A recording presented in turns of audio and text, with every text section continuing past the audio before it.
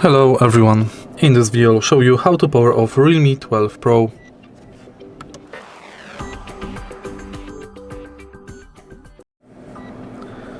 To power off Realme 12 Pro, we have to follow the same steps as on any latest Android to enter power menu. Specifically, we have to press power button and volume up button. Now swipe down from the center of the screen and release the button to power off your smartphone.